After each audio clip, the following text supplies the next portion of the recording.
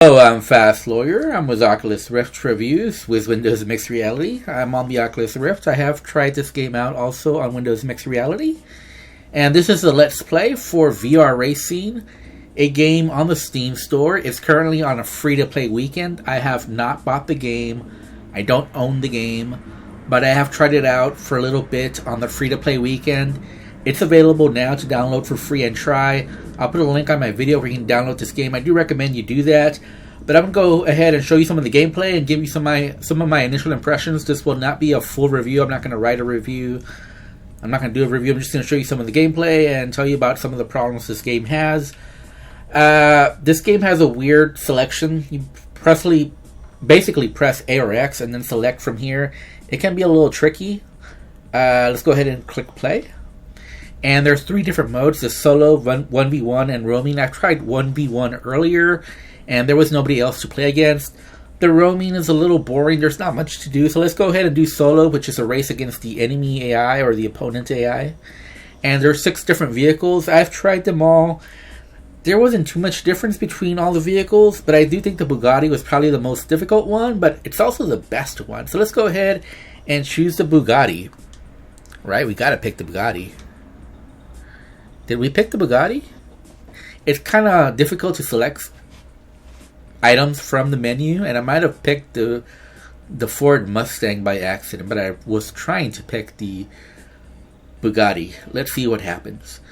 So last time when I played this game, there was an error. No, this is the Bugatti, I'm pretty sure. So you grab the steering wheel with one hand, and you press the right trigger for gas and the left trigger for brake. It can be a little tricky to navigate just because it's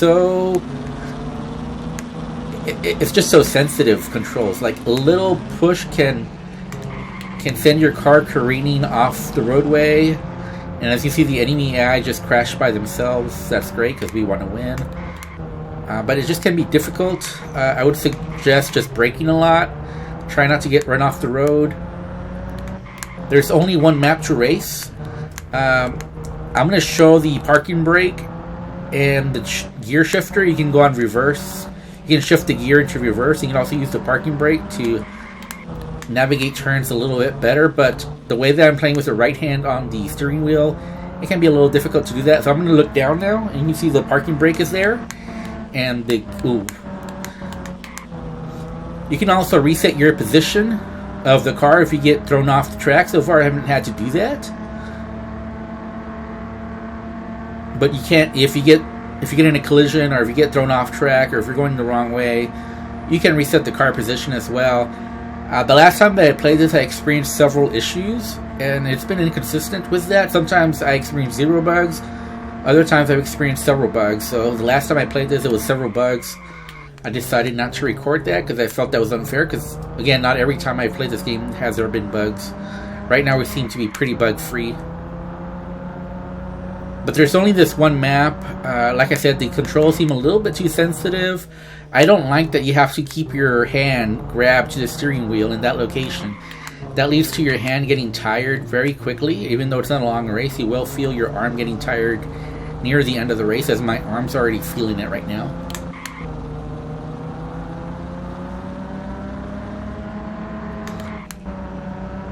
And because of the way that's set up, I really can't use the parking brake or the gear shifter, because again, my right hand is on the steering wheel and I cannot move it from there.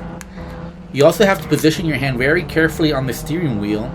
If you have it too low or too high, it can make driving your vehicle very difficult. So I noticed that just the right hand placement makes a big difference in being able to control the vehicle. So we're near the end of the race, so this is it. And we won the race, I believe. Yep, we won. It says you win. So this is basically the game. Honestly, if I have to be honest, I cannot recommend this game. I've decided not to buy it. I just don't think it's good enough. There's not enough content. I'd like the 6 different cars, but they just don't feel different enough. And with only the one racetrack, with the one we won, with there not being really other players to go against, maybe you have a friend. This might be something that you might get into. But as it is right now, I think it's too rough around the edges. I experienced several issues. Like I said, one time my car was up in the air. Luckily, I reset it. The other time, it was like the cars were stuck together, and I couldn't go very fast. Plus, just the mechanic, not being able to put two hands on the steering wheel, the fact that you have to keep your hand right on it at the right position in order to drive, and then it's too sensitive, makes it not a fun experience as it should be with only one track.